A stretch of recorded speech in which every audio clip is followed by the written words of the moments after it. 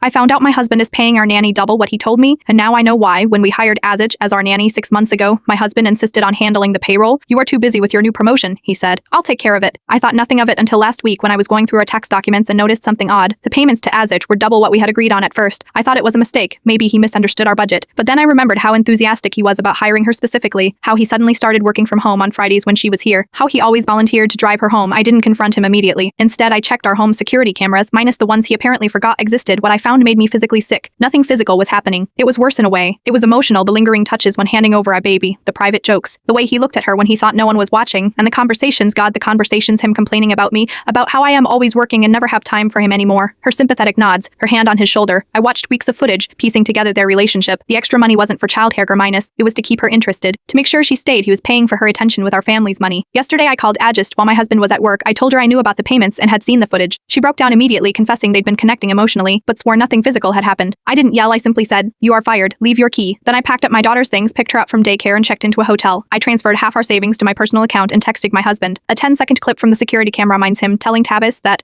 in another life they would have been perfect together. His calls have been non-stop, his texts swing between anger, "You are overreacting," denial, "It's not what it looks like," and begging, "Please come home, I'll do anything." But here is the thing about betrayal. Once you see it, you can't unsee it. Not because he might have eventually slept with our nanny minus, but because he used our family's money to buy her affection while complaining about me, working to support that same family. Sometimes the affair that breaks a marriage isn't physical at all. Sometimes it's the emotional investment that hurts the most. And sometimes the security cameras you install to protect your family end up saving you instead.